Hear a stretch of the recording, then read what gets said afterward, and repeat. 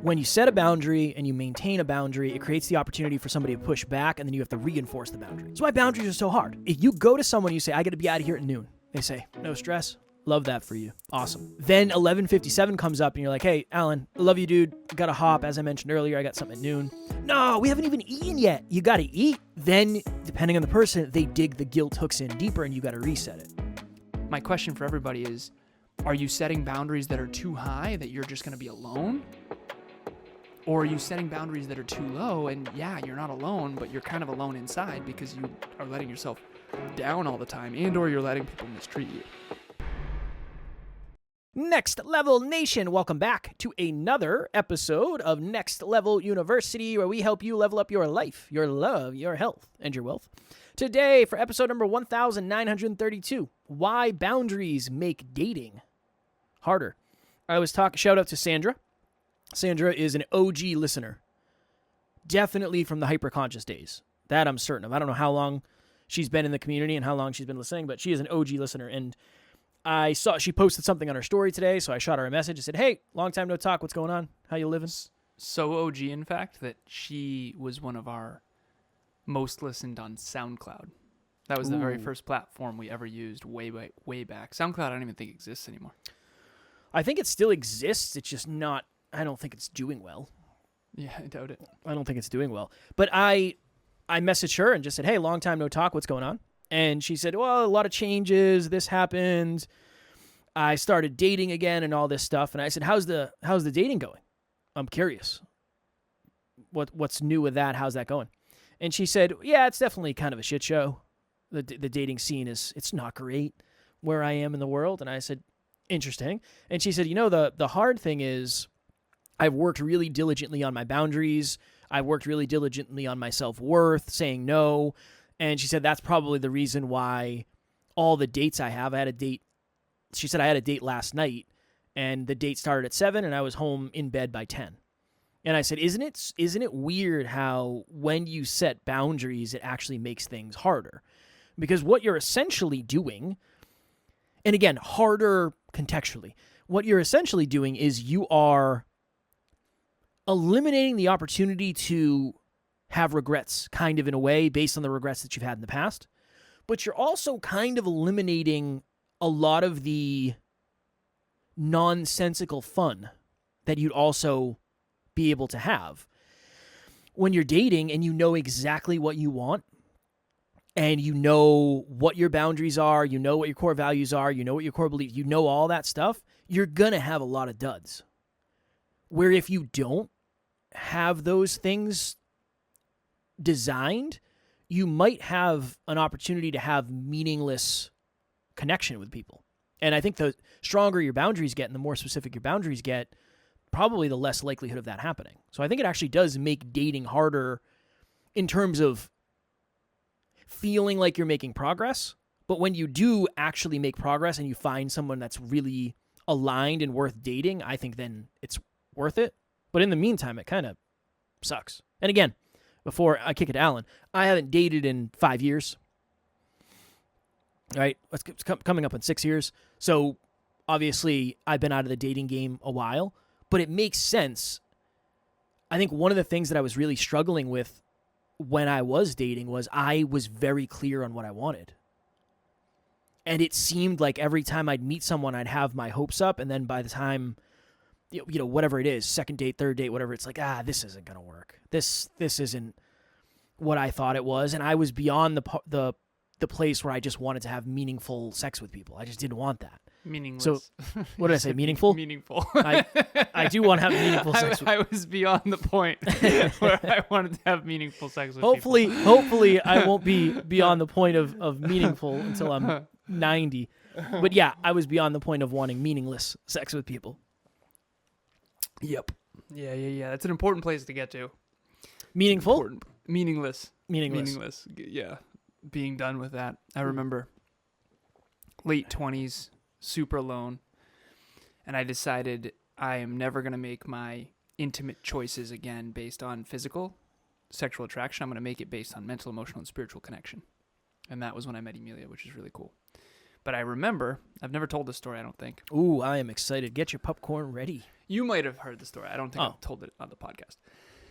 So I was in the gym with Bianca, and she's was a friend. I was kind of her mentor back then, and she's actually the one who kind of introduced me to Emilia. She didn't introduce me. Technically, she said, Emilia, he's much more than his Instagram would reference. Because I was fitness modeling back then, so I looked like a meathead. And Emilia was very not for another meathead. But anyways, so thank you, Bianca. Thank you for putting in a good word. But anyways, so back then, Facebook had a dating app for a short time. And this is way back. And I was on it, and then I was like, you know what, I'm done. I can't do this. But there was this one girl that I matched with who was extremely physically attractive. But I had the inkling that it was not much more than that. And I had told Bianca about this girl or whatever, and kind of in passing, and then she came into the gym. And I said, Bianca, that's the girl I was telling you about. And Bianca turned to me, and Bianca is openly bisexual. She said, oh my God, marry her. And I said, Bianca, I've chosen to close this door. The answer is no. I know what that road is. I've been there. I haven't been there specifically, but I've been down the road of intimate decisions based on sexual attraction. I'm not doing that. The answer is no. And this woman was unbelievably physically attractive. But I also knew that she was not what I was looking for. And luckily I said no to that with that boundary. Because not long after that, I messaged Emilia, and we were connected at a deeper level than I thought was even possible from that moment until now, 5 years later. And it is hands down the best thing that's ever happened to me. Emilia says happened for you. Either way. But anyway, so without boundaries, I wouldn't be in the magnificent relationship that I have now. However, there was a time where those boundaries made me very, very, very lonely. For sure. And it was really hard to maintain those. It was actually pretty terrible, to be completely honest. And one thing I want to share is there's this leadership quote that I actually do agree with. And John Maxwell is the main he writes a lot of leadership books. His main thing is leadership, and it's lonely at the top. And he said, well, whoever wrote that isn't a leader, because obviously if you're alone at the top, then you didn't bring anyone with you. So therefore you don't have any people. You're not really a leader. Here's what I would say, regardless of any of that, whether it's the top or not. The more boundaries you have in your life, the more lonely it is. Here's why. On the last episode, Kevin was talking about fences and fear. Now, imagine you're at the center of a bunch of fences. And these fences, you're in the middle of a field, and there's fences. There's a circle around you with a fence, and then another one, and another one, and another one. These are boundaries. One of them is you have to be a good person. One of them is you have to have goals and dreams. One of them is you have to work on yourself and be into self-improvement. One of them is you have to have the core value of reaching your true potential. Whatever it is, I'm just using me as an example. The percentage of people that are into self-improvement and want to reach their potential and have clear goals and dreams and the percentage of people gets smaller and smaller and smaller. So if you take a random sample of 1,000 human beings, how many of them are into all of those things? How many of them check all of those boxes, so to speak? So people say, well, don't settle. Okay, well, easier said than done when there's 1% of 1% of 1% of 1% of 1% of 1% of 1% of people that actually check all of your boxes. And there's a box that could be musts, must-nots, and negotiables. We, in Relationship Talks Coaching Conscious Couples podcast, we do this all the time. What are your musts? Okay, for me, must have bigger goals and dreams than me prior to meeting me.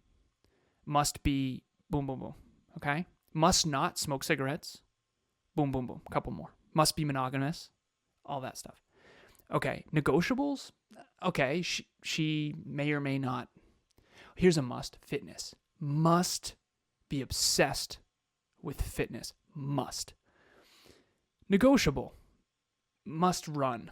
Don't care. Emilia could never run again. I don't care. Now, of course, when I go for a run and she can't come, it might be a little bit like, that sucks, but it's not a big deal. But if she didn't like the gym, that would be so hard for me. So musts, must nots, and negotiables are boundaries. And unfortunately, the more boundaries you set, the more likely you find your ideal person, but the more likely you're lonely as hell. Well, think about it this way. That's a good example. Okay. I remember when I was, how old was I? 16, I guess. I started looking for a car, but I had no help from my family. My family wasn't going to give me money. None of that stuff. The first car I got was a Mustang. It was a white Mustang that had 144,000 miles on it. And it was $1,000 bucks. Purred. It did, well, yeah, it purred not in a good way. It sounded like a tractor. I didn't know. I had a white Mustang I wanted to get too. That was terrible. It wasn't a nice one. It was a V6, so it wasn't even the fast one. It was a hunk of crap. But I had $1,000. That's all I had. It cost $1,000. The requirements for the car were very low. Yeah. They were very low. So there was a ton of options. It's just got to be like around $1,000. I didn't care if it was a Mustang at the time. I was like, yeah, that's cool. But it wasn't that. That wasn't the reason. I just needed a car. As you get further and further in life, you have more requirements.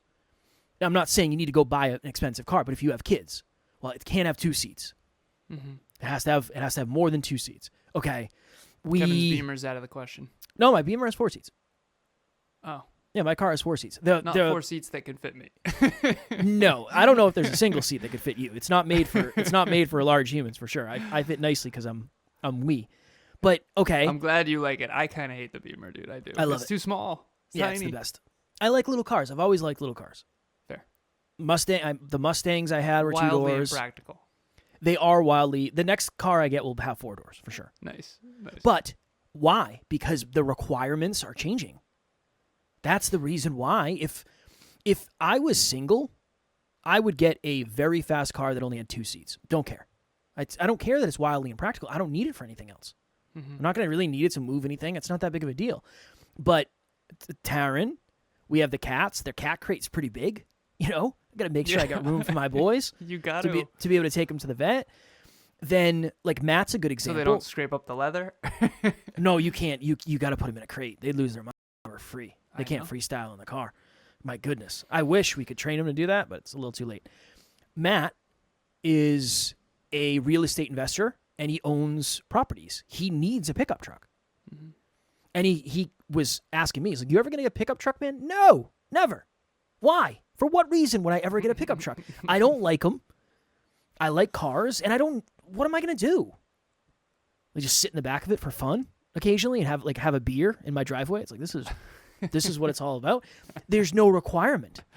There's just no requirement for it. So when you're looking for a white car with this interior, with these rims, with this amount of miles, the payment has to hit this, there's just far less of those than there is. Mm-hmm. Just give me any car that's around $1,000.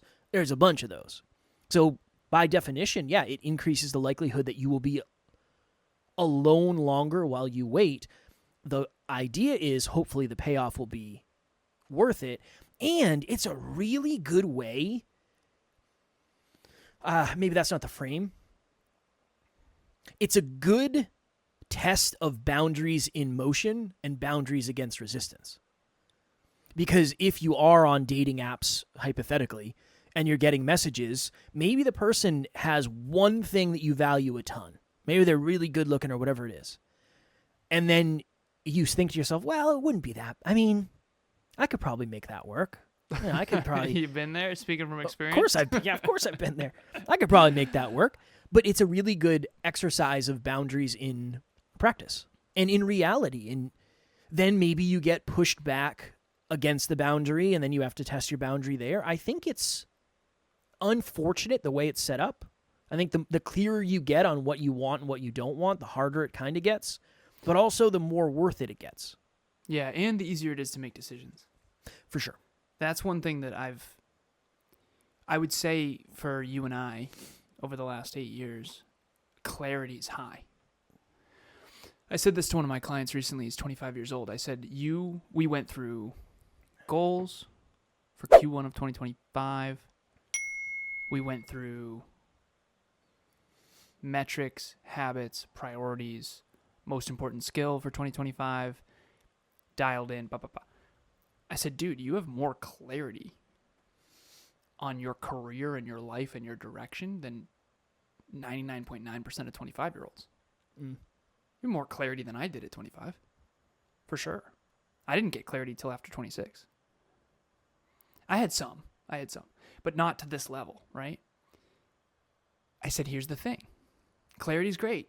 It's going to be real easy to make choices. It's real easy when you have absolute clarity on your goals, your core values. It's very easy to say no. It's way easier. It's still hard, but it's easier. Yeah. But here's the thing. There go most of the barbecues. There go most of the video games. There go most of the running amok. There goes the trip in Florida I took that we ran amok. You just have less options. You have less opportunities, and it's good and bad. It's good in the sense that you'll be more fulfilled. You'll be more aligned. You'll be able to say no easier. You'll be more in alignment. I already said that. But you're going to have a little less fun, and you're going to be more lonely. I mean, think about it. 25-year-olds, how many of them have crystal clarity on their goals, dreams, priorities, metrics, habits, to-dos, to-don'ts, core values? Yeah. Very few. Very low. Yeah. So all of his friends, they want to hang out. They don't understand why he can't hang out. He'll be way more successful than them, and that's the mathematical truth. But he's going to have a lot less fun on the way. And that's also the truth. And so he has to choose.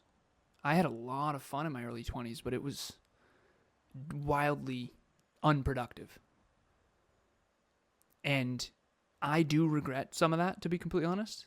However, I'm also grateful that I'm never going to look back going, wow, I never really let it ride. I never really explored. Did a lot of exploring. Plenty. More than enough. For me. So I looked up boundaries. Setting a boundary means establishing limits for yourself that define what is acceptable, safe, and reasonable for others. Boundaries can be set in many areas of life, including relationships, work, and with yourself. It mentions with yourself. I'm grateful it does, because right now for 2025, Emilia and I set some boundaries. So we're trying to be in the bedroom at 11 p.m. We tried to do 10 p.m. We did, I think, 47 days of that. And then it went off the rails and we were up at midnight and all this stuff. Can't sustain 10 p.m. Can't do it. Won't do it. Not doing it. We'll try 11. Let's give this a shot. Other certain boundaries. I'm trying not to have my first call until 11. I know it's a luxury, but I'm trying to not schedule things earlier than 11 so I can actually do my morning routine and do my back office work, because what's happening is I'm working too late, then I'm getting to bed too late, then I'm waking up too late, and then it's jeffing everything. How hard was 7 years ago Alan laughed at that? Been like, dude, you're so soft. 11 a.m. is your first call? Well, and here's what I would say to him. Sir, I did 54 podcasts, coaching sessions, and trainings last week. How many did you do? He would say, I did 3, sir, but tough. Probably. Exactly. I remember I used to do calls at 6 a.m. on Saturday. Yeah, and in the beginning, you got to. You got to. Here's the other piece. A lot of people, and this will be a good sort of business side tangent. People say, "Oh, you charge too little. You need charge $10,000." Yeah. Listen, the boundary's too big. You're creating a wall no one can get in. Yeah, That's good. Louis I think Vuitton? What are we doing? I think that's a really good point. And same with relationships. You and I knew someone who they said, well, the person I'm going to be with has to have this and this and this and this and this and this and this. And they had somebody very specific in mind. It was like, honestly, again, I don't mean this from a negative place. I don't mean this from talking down to you. That just most likely isn't going to happen. And here's why. Because the person that checks all of that person's boxes had their own boxes that needed to be checked. And that the person that we knew just didn't check those boxes. That's okay. Look, I'm under no confusion that they're... This is my favorite part about Kev right here. Everybody get ready for it. This is my favorite part. I am under no confusion that there are certain people that would never date me because of my height. I don't check that box. Just is what it is. We need to talk about that. Why are you okay with that, and why aren't people okay with that? Because I think it's a reality. And I also have boxes that I want checked that, I don't know, I feel like that's... People have an idea of who they want to be with, and that's not the idea that a lot of people have. I don't know.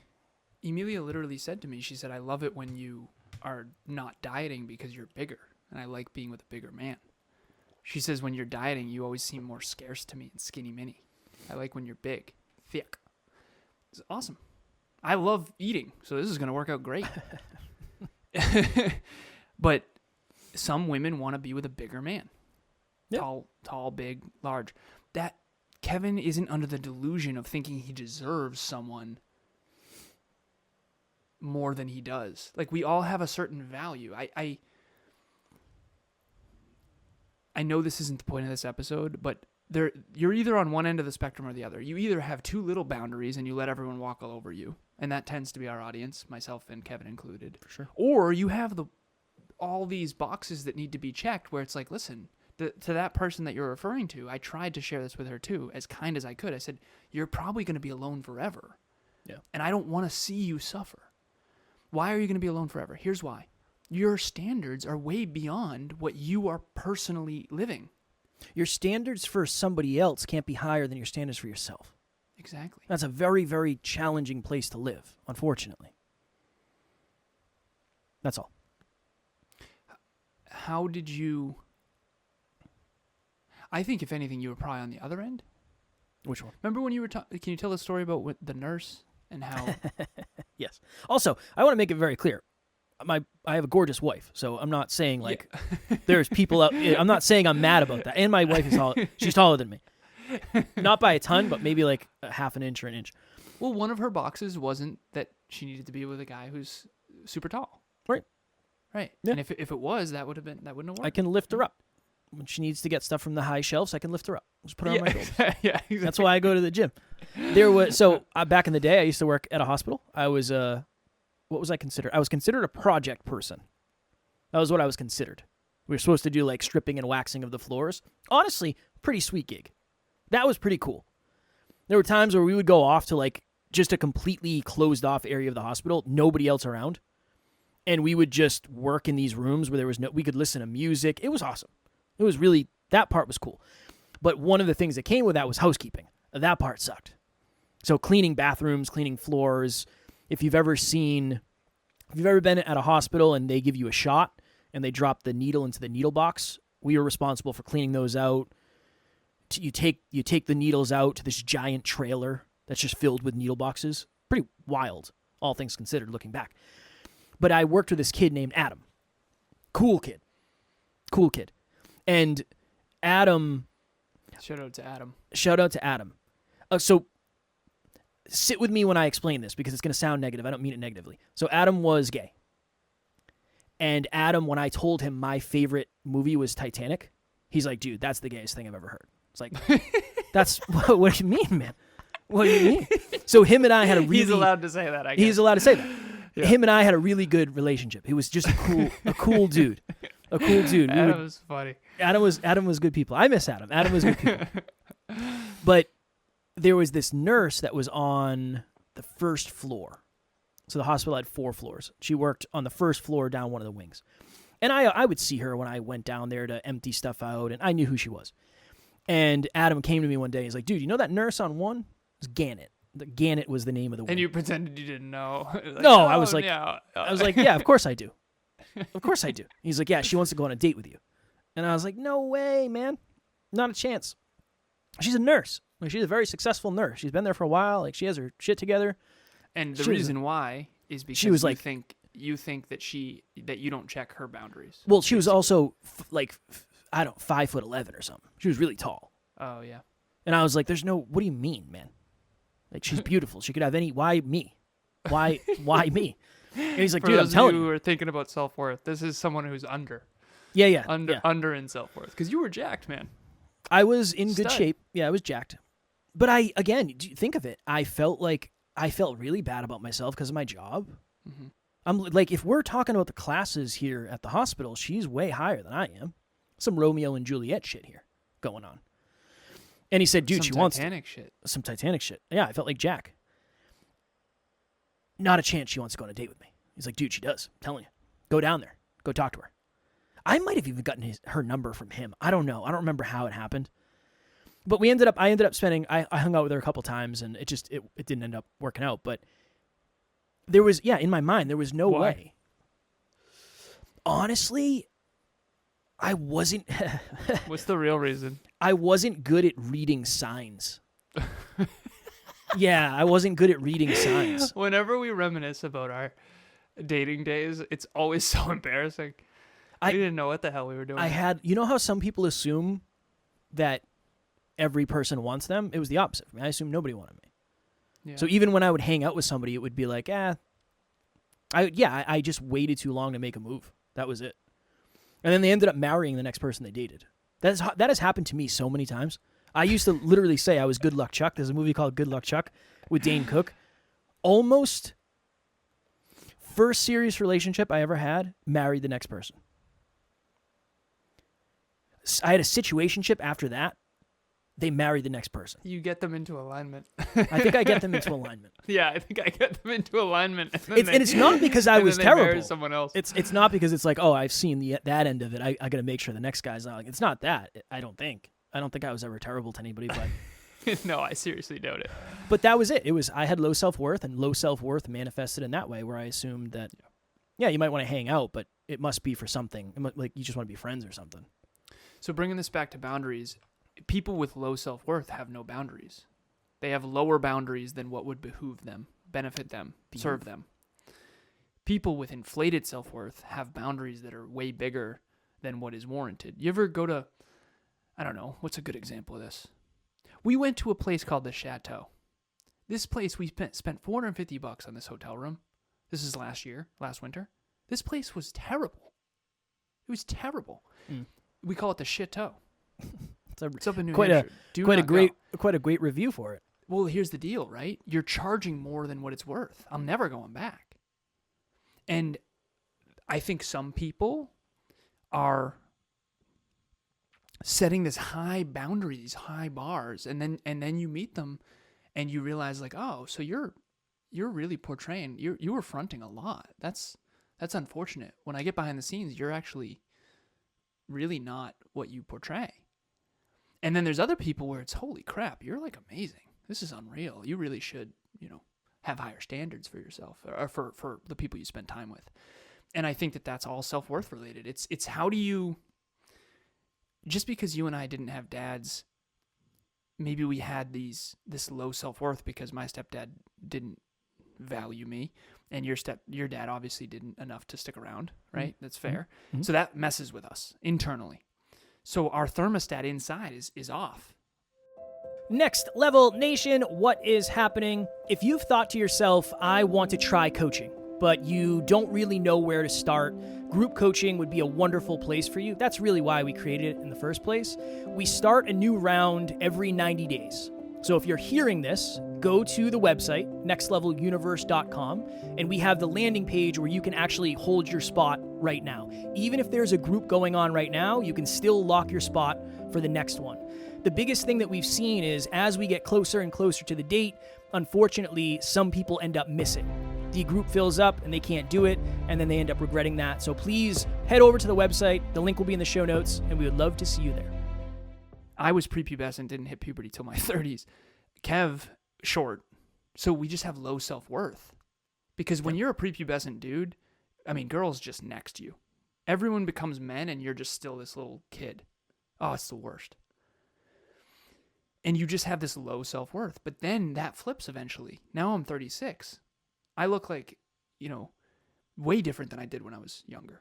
Now I can actually grow a beard and stuff. This is weird for me. This is great. This is awesome. Emilia, there'll be this girl in the gym, like, bidding for my attention is what she says. She's like, you're an idiot. I'm like, what do you mean? And I said, sweetheart, you were hot in high school. I don't know what this is. This is great.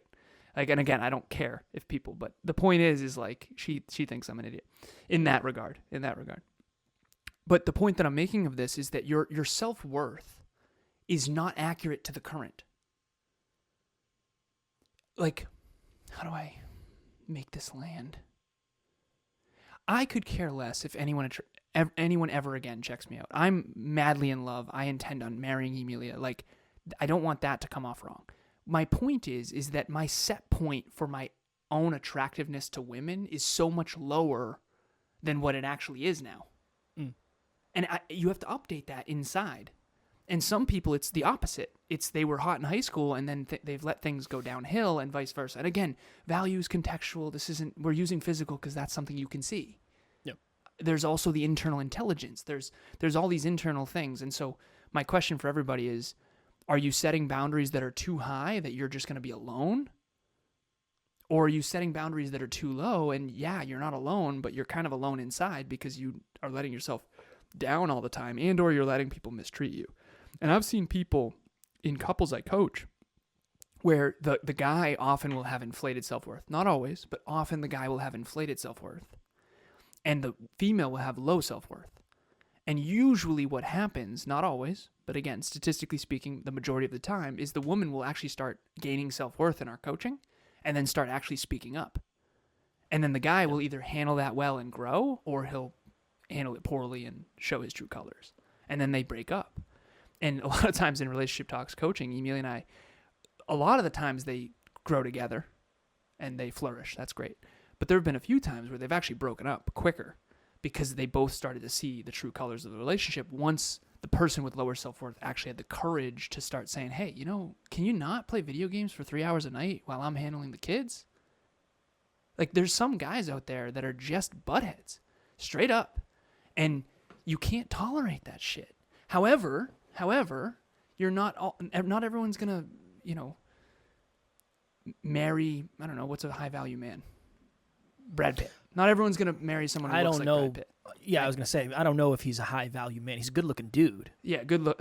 In the metaphor, we can see appearances, so we'll just stick with that. I assume he's weird as shit. I got to assume he's weird as shit behind the scenes. I wouldn't doubt it. That's what I've come to I don't know. now. I've never personally met the guy, Same.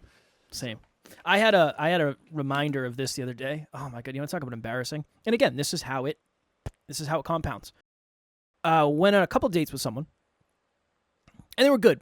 We are good. We great conversation, a lot of core values, core beliefs, core aspirations. Awesome. Person loves self-improvement. It was like at the point where it was cool enough that I was a podcaster. I was a full-time podcaster, and I was maybe almost able to pay bills. No, I wasn't. I definitely wasn't. But it was cool. Like, we were doing cool shit, Because people would say, like, what do you do for a living? It's like, well, Yeah. I actually that left entrepreneur life. I left my old life so I could pursue my passions. Yeah. And your passions are a podcaster. Yeah. And this is what I talk about. Yeah. Maybe you've heard of some of some of these guests. I don't know. They're kind of a big deal in our space. but I went on a couple dates with someone, and it ended in up. hindsight, how brutal was that? Oh, it was very hard. It was so bad in the beginning. Yeah. Not a lot of people. It's cool. Yeah, not a lot of people bought in. Understandably so, right? Understandably. I went on a couple dates with this person. Didn't work out. It was just like, hey, I'm moving. I'm not going to be here for much longer. I'm not ready for this. It's like, all right, cool, whatever. Texted me one day. Messaged me on Instagram. Hey, I need some Kevin wisdom in my life. Like, I got wisdom. I got tons of wisdom. Self-improvement guy. I'm a self-improvement guy. Can you talk later? I was like, yeah. So here's the thing. My boundaries and yours for sure were skewed in terms of I want to add value to this person's life. Yeah. Whoops. And she was like, I'm struggling with. So she was in a relationship at this point. So for me, it was like I'm not thinking anything's gonna come of this. I just want to be a good person. And then she's like, can you text me your number? I got a new phone and I lost it. It's like that was the sign where I should have said, no, you deleted my number. I know how cell phones work. I'm not a fucking idiot. You know what I mean? When you get it, Apparently you were. I was. When you get a new phone, there's a button you push and everything comes, like all the data. Mine got lost in transit? I don't think so. But at the time, I wanted to add value. Adding value gave me significance. It made me feel really good. Yeah. Then I think it must have been before this. Or maybe not. I don't know. At some point, so Matt worked for a very big company, and one time he got box seats at the Red Sox game, which was, you want to talk about a weird-ass experience? Like, you walk into this room, and it's just fully catered. Yeah, I've been there.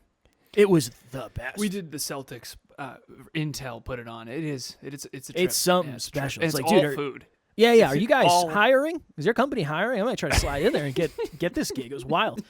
But I posted a little gentle flex on Snapchat that day. Yeah, of course. That girl messaged me and said, "Oh my God, I'm at the Red Sox game. We should meet up." And I told Matt, and Matt's the best at this. Like Matt's really good at giving just straightforward, like dickish truth that you don't want. He's like, "Dude, screw her." He's like, "Screw her, man. Now that you're like doing good and you're here and you look like you're living it up, she wants to hang out with you. Like, dude, next her. Don't even message her back." Nice. That's the way Matt is. But Nice. You can see how somebody who has lower self-worth gets attention that they want, and then they just abandon their boundaries completely. It's like, well, you want me. You want me now. Never mind what happened in the past. Yeah. And again, that wasn't really the frame for it, but Matt was sticking up for his boy. He wanted to make sure I didn't hurt myself. Well, what Matt was doing is helping you set the right level of boundary. Yeah. For where you are now, not who you used to be. And that, I think, is one of the hardest parts of the growth journey. Boundaries, I was terrible. Like, I feel good at consistency and discipline in certain things, but this, terrible. Worst ever. Well, so Not much of good it at is this at all. so much of it is energetic. You and I used to talk about that all the time. There's energetic positioning of it's always going on. It's always there's always stuff playing out under the scenes or behind the scenes or under the layers. It's just invisible. You can't see it. And a lot of that is, I don't know, it's I got to share one more story. Please. It's about you. This is one of my favorite things. Yeah, in the hey, whole of course it is. You got anything about you? No, Son? I shared one earlier. I shared one that I didn't want to share. So we're at a mastermind. We're at a mastermind. Okay. And this is my favorite thing because I've been to many masterminds with Kev. And Kevin and I are invited to interview Evan Carmichael up in Toronto. And there's a mastermind associated with this. And the mastermind is basically, hey, Kevin's doing a bunch of interviews today. He's got big YouTube channels, 3.6 million at the time, blah, blah, blah. It's awesome. We're grateful to be here. Cool. Let's do it. We love interviews. We love Ev. He's a mentor of ours at the time. We go down to this mastermind. And Kevin and I have been, again, earning your stripes. Imagine you earn your stripes and you're I don't know the belts. There's a yellow belt and a green belt, and we're black belts at this point. In this context of this room, we're black belts, but we don't seem that way, and we obviously don't know our own value in this moment. And this dude is trying to coach Kev. Yeah. It's the funniest shit ever for me to watch. Because here's what I do, and I don't do this anymore, but I want to bring everyone behind the scenes. What I do is I find the one thing this person might know more than I do, and I try to ask them questions about that. Because I just want to gain wisdom and knowledge, and I really do want to learn from everyone, even if it's what not to do. But I also realize now in hindsight that basically makes me look like a student in every room, and they're not exactly going to hire me as their business coach next. Right. It's very hard to reset that positioning. Kev, watching him try not to be coached by this dude is the funniest thing in the entire world. He's like, well, I feel like I'm good with the daddy stuff. It was so fun for me because I'm just sitting really there laughing. Well, context. This person is not that successful at business. And their thing was like, and again, I'm not making this wrong, but just for context sake, their thing was, well, I want to make sure I get out of bed and post on social media. Like, that's my thing. It's like, dude, you're not going to coach me on business. Like, you're not going to coach me on this. I'm like, I go to the gym every day. I wake up on time every day. I post on social media every day. Like, this isn't, you got me messed up here. This is awesome. But that's no. That's the weird thing is I think it does lower your self-worth if you just let somebody railroad you. But I didn't know that. Yeah. I don't want to be the delusional guy who says, well, I have nothing to learn from you. That's all in real time. That's me trying to figure out, like, whoa, what do I do? Yeah. I went to the one place he was ahead, which is he had reconciled with his father, and I hadn't dealt with some of the stepdad stuff. Yeah. And so I went there, and then he tried to bring that onto you, and you were. I'm good. It was. Yeah. I'm good. I'm good. I'm all set. I've been there. I've been there. That was back in the day when the truth is we didn't know where our. I mean, now that would be very different. It would be, brother. Probably not. I appreciate it. Thank you so much. It would be different for me. I don't know if it would be different for you. It would be different for me. Well, then it becomes a conversation of, is it worth... Okay, here's the thing. When you set a boundary and you maintain a boundary, it creates the opportunity for somebody to push back, and then you have to reinforce the boundary. Mm-hmm. That's why boundaries are so hard. Yeah, it's brutal. Because if you go to someone and you say, I got to be out of here at noon, they say, no stress, love that for you. Awesome. Then 11:57 comes up, and you're like, hey, Alan, love you, dude. Got to hop. As I mentioned earlier, I got something at noon. No, we haven't even eaten yet. You got to eat. Isn't it the 4th of July? You got to. Don't you have the day off? You got to eat. You got to eat. I made all this food. Unfortunately for you, you're going to have to do something with that food because I told you I wasn't going to be here for the food because I have to leave. Kev, it would mean so much to me if you stayed. I did that once to you. I'm so sorry. No, you're 8 good. years. Everybody gets one. I did it yeah, once. I was late to watch UFC because Alan asked me to stay and eat pizza. It's like there's worse things to guilt people for. But then it's just depending on the person, they dig the guilt hooks in deeper and you got to reset it. Yep. Like I'm genuinely sorry and I really do wish I could stay if that's the truth. Yep. But as I mentioned at 9:56 this morning, by the way, I have to leave at noon because I have a team meeting. I have a business. Right? Yeah. I own a business. And if I don't show up, there can't be a meeting because I'm the business owner. I'm the business owner. You got to put business. some respect on it. Yeah, put some respect on it. This is so much fun. This for me, is the watching fun. you do that because he's trying so hard not to be a dick. When in reality, deep down, there's a small part of you that just wants to say, "Why don't you fuck yourself?" I'm kidding. No. It's accurate to a degree, depending on the person. Depending on the person, right? And ultimately, this is just disrespectful. Now I just walk off. I was disrespectful to you that time.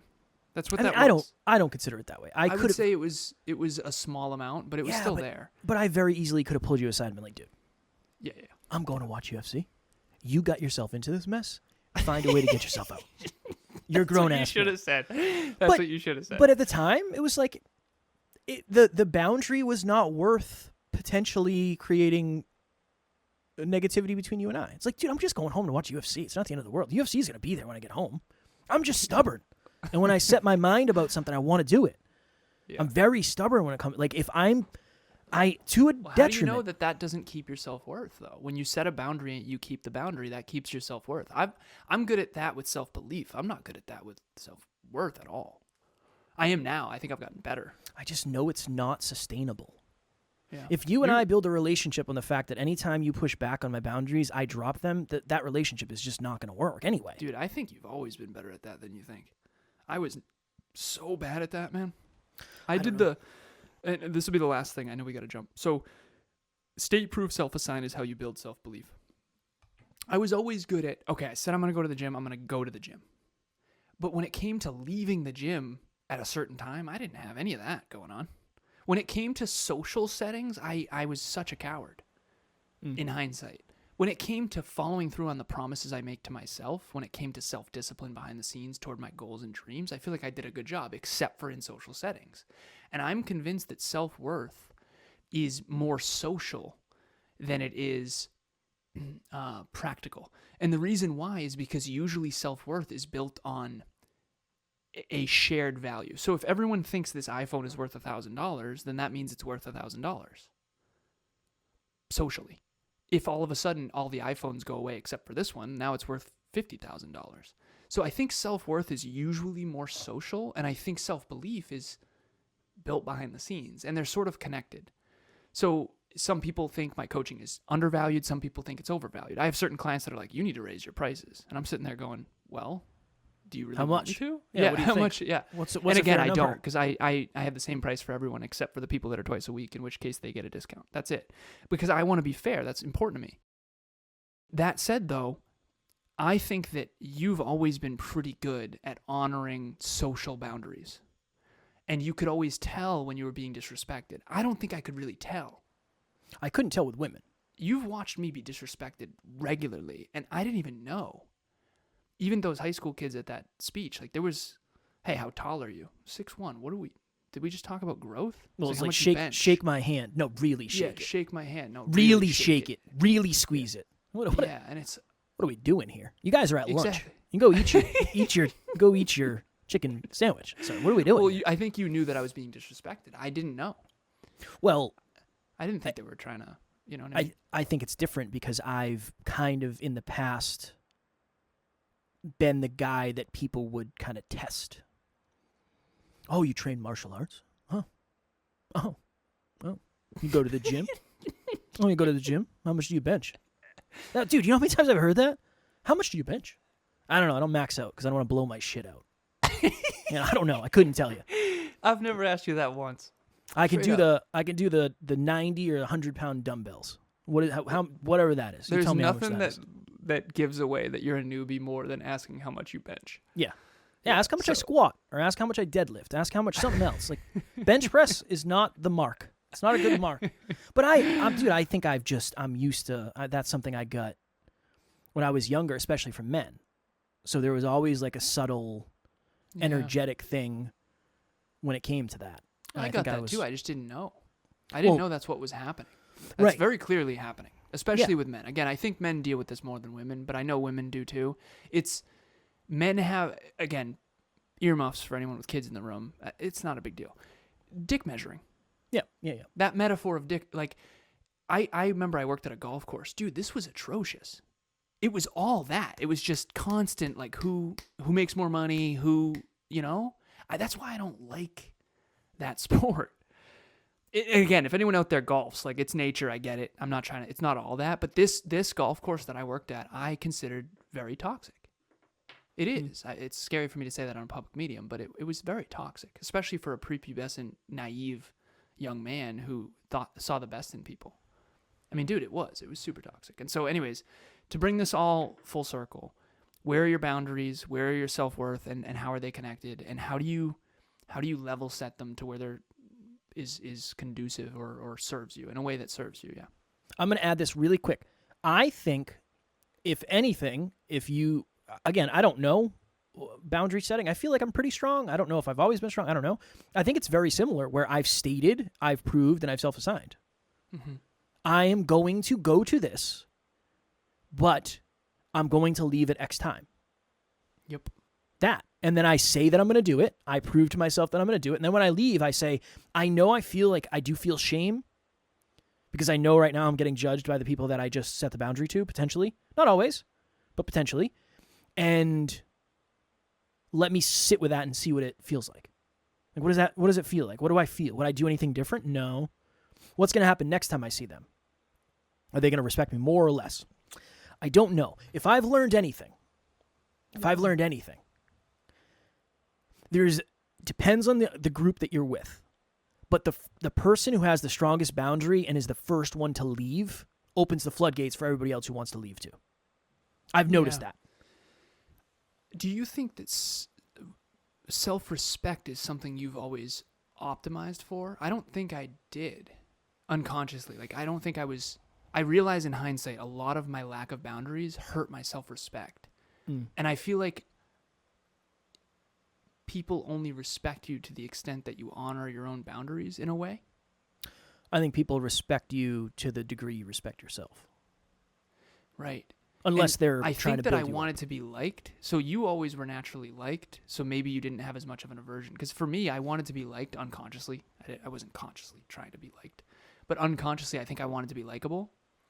And because of that, I didn't want to disappoint people. So I didn't want to leave. I was like, I would just, okay, let's do what people want. But then I lost self-respect. And I think I lost their respect too. Which then makes them stomp on your boundaries even more in a way. That's fair. Whereas you felt likable, so you were like, okay, well, I'm going to keep my self-respect because I need to out of self-preservation. I think most of the circumstances I found myself in always tested my self-respect. I didn't have a lot of self-respect when I was pumping gas. I didn't have a lot of self-respect when I was working at the hospital. No way.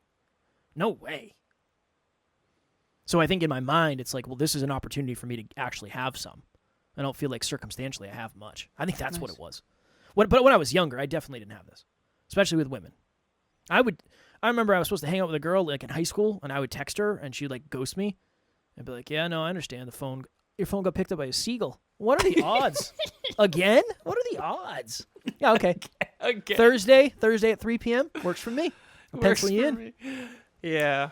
Self-worth and self-belief. It's so important. You know, just look at the past. The past is most likely going to tell you why you feel the way you do.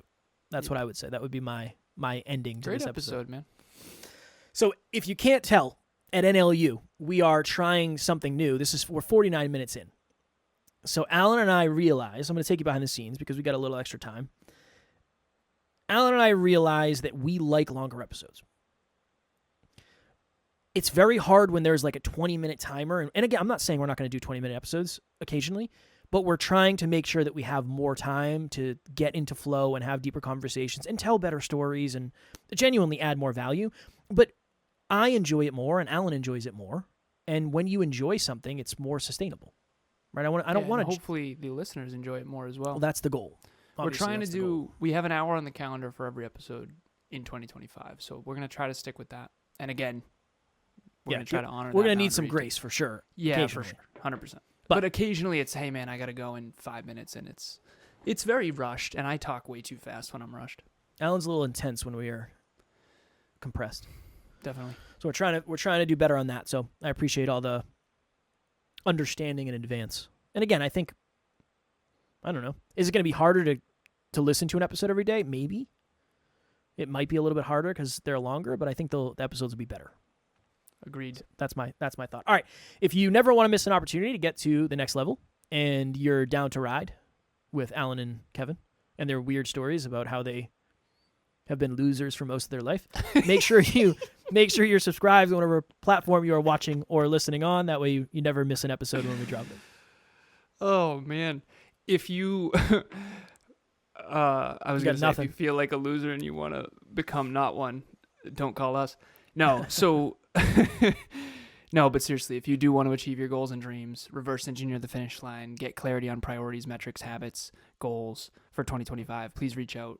My favorite work in the world. I've doubled, tripled, quadrupled down on coaching 28 individuals right now, and it is awesome. I mean, we are kicking butt, and I'm actually excited for 2 calls I have later today that we're going to talk about everything we learned in 2024, everything we accomplished in 2024. So if you want to accomplish more, I promise I will help you do that. Boom. As always, we love you. We appreciate you. Grateful for each and every one of you. And at NLU, we don't have fans. We have family. We will talk to you all tomorrow. Please reach out.